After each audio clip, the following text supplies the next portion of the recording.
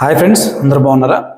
మహాదేవుడును మన ప్రభువును ప్రియరక్షకుడైన యేసుక్రీస్తు నామం పేరిట మీ అందరికీ వందనాలు తెలుపుకుంటున్నాను. మీ అందరూ క్షేమంగా ఉన్నారనే ఆశిస్తున్నాను. నేను కూడా మీ అందరి ప్రార్థన వలన, ఆ దేవుని దయ వలన క్షేమంగా ఉన్నాను. అయితే ఈరోజు మీ ముందుకు రావడానికి కారణం ఏంటంటే, ఈ మధ్యకాలంలో సోషల్ మీడియాలో ఒక ప్రశ్న చక్కర్లు కొడుతూ ఉంది. ఏంటి ఆ ప్రశ్న అంటే, సంఘంలో వాయిద్యాలు వాయించవచ్చా, వాయించకూడదా అనే ప్రశ్న చక్కర్లు కొడుతూ ఉంది. బాగా హాట్ టాపిక్గా మారింది. దాని గురించి అంటే ఈ ప్రశ్న ఎందుకు వచ్చిందంటే, పాస్టర్ జాన్ పాల్ గారిని ఎవరో ఒక వ్యక్తి అడిగినట్టు ఉంది. ఆయన దానికి వివరణ ఇచ్చారు. ఆ వివరణ కరెక్ట్ కాదని చెప్పి మరి విజయవాడ చర్చ్ ఆఫ్ క్రైస్ట్ క్రీస్తు సంఘం సంబంధించిన పాస్టర్ గారు ఒకతను ఒక 2 వీడియోలు చేశారు. పార్ట్ 1, పార్ట్ 2 అని 2 వీడియోలు చేశారు. ఆ 2 వీడియోలు నేను చూడటం జరిగింది. అయితే ఈ విషయం గురించి ఇప్పుడైతే ఇది సోషల్ మీడియాలో చక్కర్లు కొడుతుంది, కానీ వాస్తవానికి ఇది మా సంఘం కూడా మా సంఘంలో కూడా ఈ ప్రశ్న వచ్చింది. కాకపోతే దీని మీద కొంచెం నేను రీసెర్చ్ చేశాను. రీసెర్చ్ చేసి దాని రిజల్ట్ అయితే మా సంఘంలో అప్లై చేశాను. ఇప్పుడు ప్రశాంతంగా మా సంఘం అయితే ఏ గలిబిలు లేకుండా, ఏ గందరగోళం లేకుండా ప్రశాంతంగా అయితే ఉంది. ఒకవేళ ఆ వీడియోలు చూసి ఎవరన్నా పొరపడతారేమో, తప్పుగా అర్థం చేసుకుంటారేమో అనే ఉద్దేశంతో ఈ వీడియో చేయడం జరుగుతుంది. ఓకేనా? ఇదైతే ఎట్టి పరిస్థితుల్లో కౌంటర్ వీడియో కాదు, ఎవరికి కౌంటర్ కాదు. జస్ట్ దీని మీద నేను రీసెర్చ్ చేసిన దాన్ని బట్టి వచ్చిన రిజల్ట్ని మీ ముందు ఉంచాలనే ఈ ప్రయత్నం చేస్తున్నాను. మీకు ఇంకా ప్రూఫ్స్ కావాలి, వాక్యాధారం కావాలనుకుంటే ఖచ్చితంగా వాక్యం టు వాక్యం నేనైతే మాట్లాడతాను, ఇబ్బంది ఏం లేదు.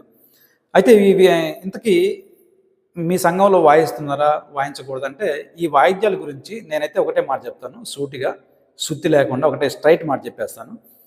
వాయిద్యాలు అంటే మనం వాయించుకున్నా నష్టం లేదు, వాయించుకోకపోయినా నష్టమే లేదు. ఎందుకు చెప్తున్నానంటే, ఇది అనవసరమైన టాపిక్. ఓకేనా? మనము అవకాశం ఉంటే, వెసులుబాటు ఉంటే వాయిద్యాలు వాయించుకున్నా, మన దగ్గర వాయిద్యాలు ఉంటే వాయించుకున్న నష్టమే లేదు. మన దగ్గర వాయిద్యాలు లేవు, అవకాశం లేదు, అలాంటప్పుడు వాయిద్యాలు లేకుండా కేవలం పాటలే పాడి దేవుని మహిమపరచవచ్చు, ప్రాబ్లం లేదు. ఓకేనా? ఇంత సింపుల్గా ఉండే దాన్ని ఏదో ఒక పెద్ద భూతత్వంలో చూడటం అనేది, దాన్ని భూతత్వం చూసి బైబిల్ ఇదే చెప్తుంది, ఇదే వాక్యానుసారమైన బోధ అని చెప్పడం మాత్రం చాలా తప్పండి. ఓకేనా? ఎందుకు తప్పు అంటున్నానంటే, ఆ పాస్టర్ గారు కొన్ని మాటలు మాట్లాడాడు. పాత నిబంధన అని చెప్తూ, పాత నిబంధన అంటే మనం ఏ నిబంధన కింద ఉన్నాము అని చెప్పి, అది కూడా జాన్ పాల్ గారికి తెలియదు అని చెప్పి కొన్ని వ్యంగ్యంగా ఆయన్ని మాట్లాడడం జరిగింది. వాస్తవానికి పాత నిబంధన కొట్టివేయబడింది అంటారు. ఈ కన్ఫ్యూజన్, గందరగోళం అనేది మా సంఘంలో కూడా వచ్చిందని చెప్పాను కదా. మాది కూడా క్రీస్తు సంఘమే, చర్చ్ ఆఫ్ క్రైస్ట్ మాది కూడా. కాకపోతే ఈ వాయిద్యాలు వాయించకూడదు అనే దానికి మేము వ్యతిరేకం. ఓకేనా? సింపుల్గా చెప్తున్నాను, మా సంఘంలో మేము వాయిద్యాలు వాయించుకుంటాం, దాంట్లో తప్పేం లేదు.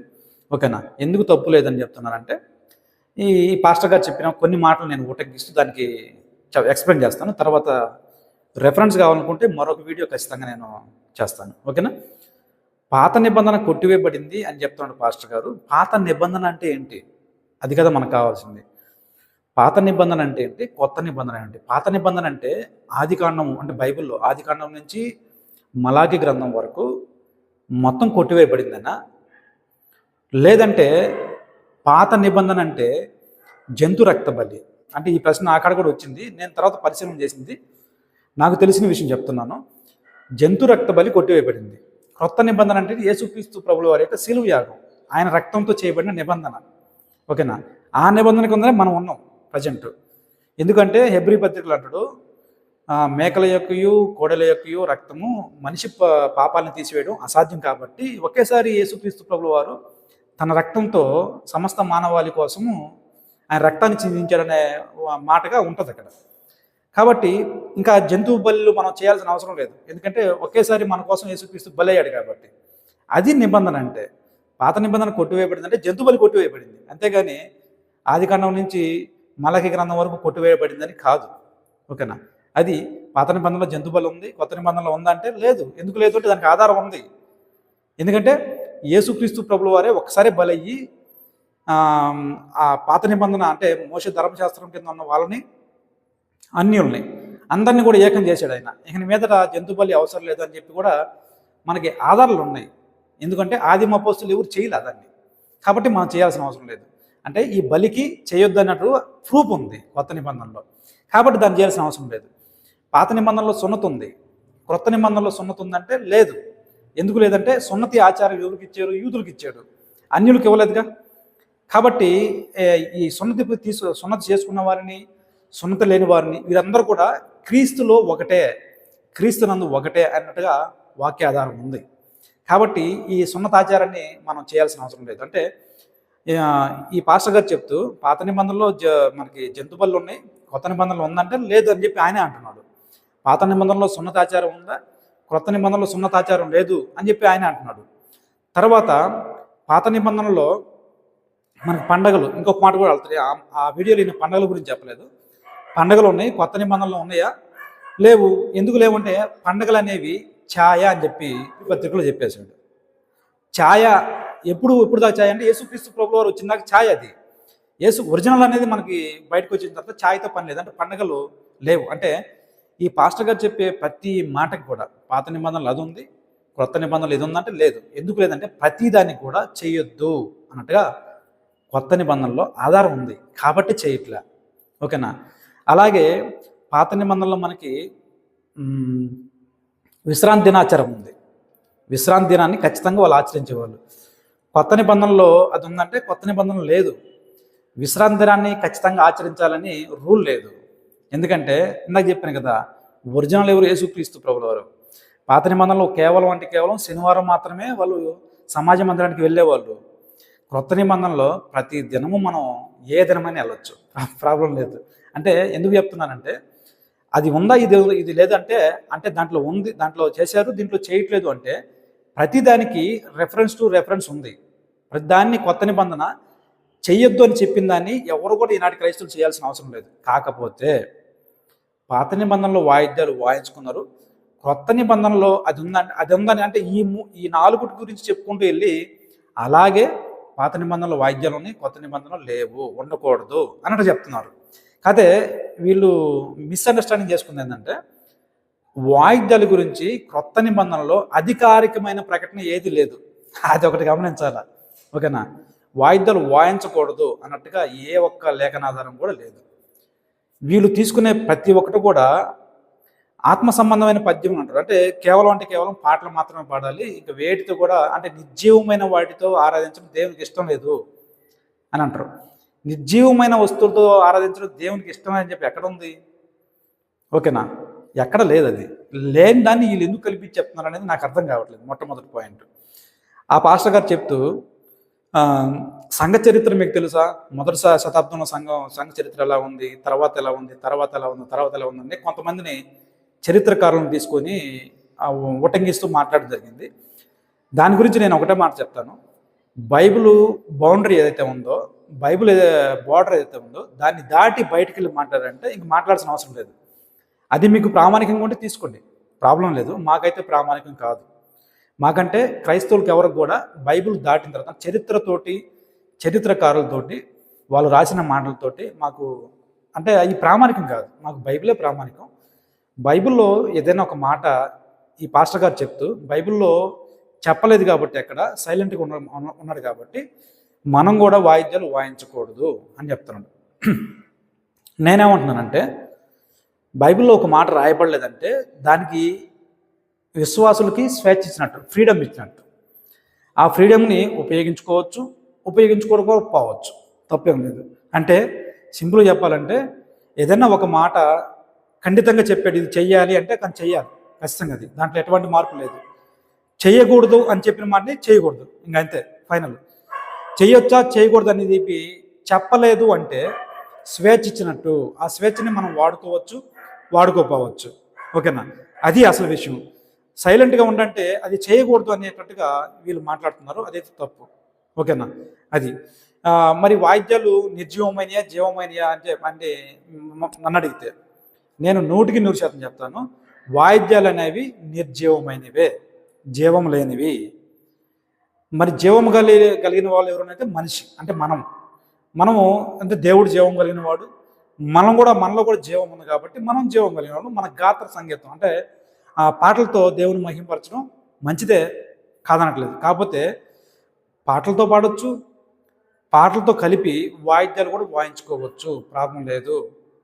ఎందుకు వాయించుకోవచ్చు అంటే దేవునికి వాయిద్యాలు ఇష్టం ఉన్నాయా లేవా, ఇది ఫస్ట్ రావాల్సిన ప్రశ్న. దేవునికి వాయిద్యాలు ఇష్టం ఉన్నవా లేవా? ఓకేనా? నా కాడికి ఈ ప్రశ్న తీసుకొచ్చిన ఆ పాస్టర్లను కూడా నేను అడిగిన ప్రశ్న ఇదే. పాత నిబంధనలు చూపిస్తే, పాత నిబంధనలో దావీదు రాజు గారు ఎన్నో కీర్తనలు సితారాతో మనం పాడినట్టు మనకి చూడొచ్చు. పాత నిబంధనలో చాలామంది కూడా వాయిద్యాలు వాయించినట్లు మనం చూస్తాం. అంటే ఇదన్నీ కొట్టివేయబడింది కదా అంటారు. వాయిద్యాలు కొట్టివేయబడింది అని చెప్పి ఎక్కడ లేదు. నిజం చెప్తున్నాను, వాయిద్యాలు అనేవి కొట్టివేయబడిందని ఎక్కడ లేదు. కాకపోతే ఆమోసు గ్రంథంలో ఒక మాట ఉంటుంది, స్వరమండలంతో కలిసి పిచ్చి పాటలు పాడుచు అనే ఒక మాట ఉంటుంది.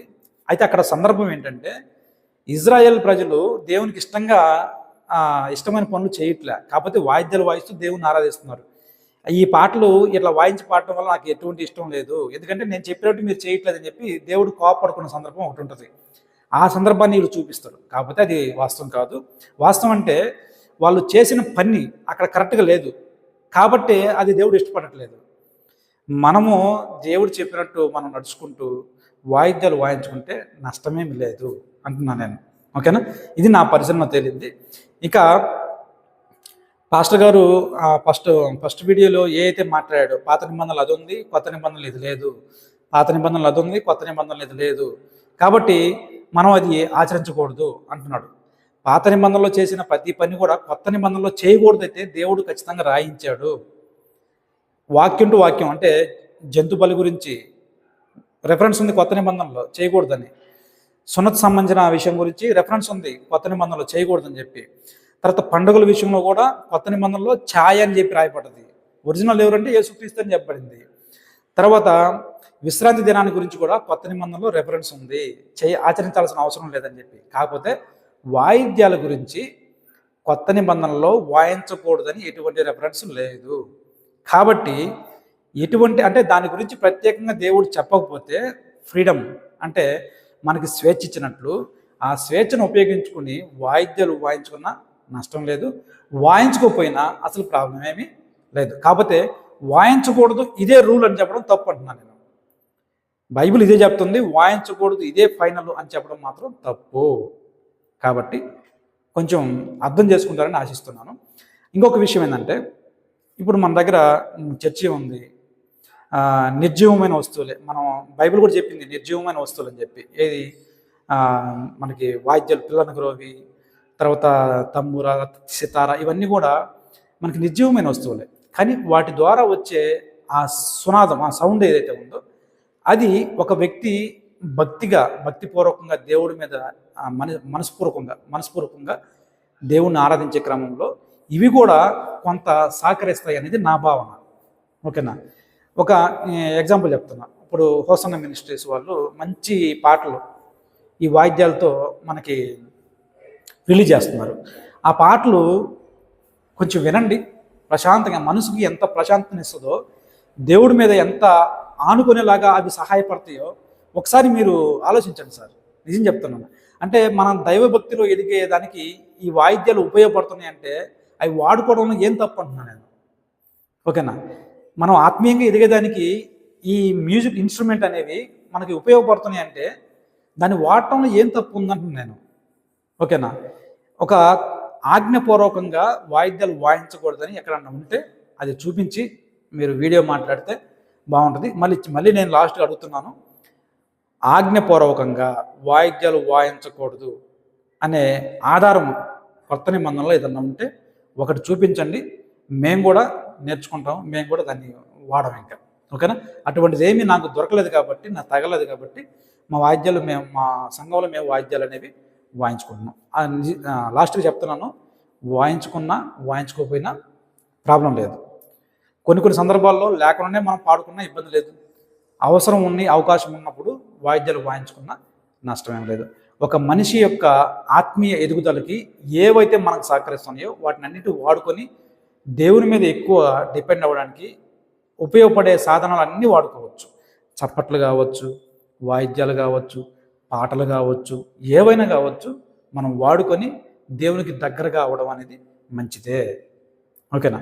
అది నేను చెప్పదలుచుకుంది. ఇంకా మీకు రెఫరెన్స్లు కావాలి అనుకుంటే నేను అడిగిన ఈ దానికి ఒక ఆన్సర్ చూపియండి. క్రొత్త నిబంధనలో వాయిద్యాలు వాయించకూడదు అని దేవుడు చెప్పినట్టు, ఓకేనా, ఆదిమ అపోస్తులు చెప్పినట్టు ఎక్కడైనా ఒక రెఫరెన్స్. అంటే వాళ్ళు సైలెంట్గా ఉండరు కాబట్టి మీరు కూడా సైలెంట్గా ఉండడం కరెక్ట్ కాదు, ఓకేనా? వాళ్ళు ఎందుకు సైలెంట్గా ఉంటారంటే వాళ్ళు ఎంత వీలైతే అంతమందిని దేవుని వైపు నడిపిద్దామనే తాపత్రంలో ఉన్నారు. కానీ ప్రత్యేకించి వీటి గురించి ఇక్కడ వాయిద్యం ఉందా, ఇక్కడ డోలక్ ఉందా, లేదంటే తబలా ఉందా, లేదంటే తమ్మురా ఉందా, ఇక్కడ సితారా ఉందా, అది తీసుకుపోయి వాయిద్దాము అన్నట్టుగా వాళ్ళు ఎప్పుడూ ప్రయత్నం చేయాలి. అది మాత్రం వాస్తవం, ఓకేనా? వాళ్ళు ప్రయత్నం చేయలేదు. అట్లని చెప్పి ఇవి వాడొద్దని కూడా చెప్పలే వాళ్ళు కొత్త నిబంధనలో, ఓకేనా? సైలెంట్గా ఉన్నారు. సైలెంట్గా వాళ్ళ పనులు వాళ్ళు చేసుకుంటూ వెళ్ళిపోయారు. కాబట్టి వాళ్ళు సైలెంట్గా ఉన్నారు కాబట్టి మనం కూడా సైలెంట్గా ఉండాలనేది అది కరెక్ట్ కాదు, ఓకేనా? సైలెంట్గా ఉంటారంటే అర్థం ఏంటంటే స్వేచ్ఛనిచ్చాడని, వాడుకున్నా వాడుకోపోయినా నష్టమేం లేదు, అది విషయం, ఓకేనా? అది ఇంతవరకు ఓపికతో ఈ మాటలు విన్నందుకు మీ అందరు కూడా మరొకసారి వందనాలు తెలుపుకుని నా మాటలు ముగిస్తున్నాను. ఆమేన్.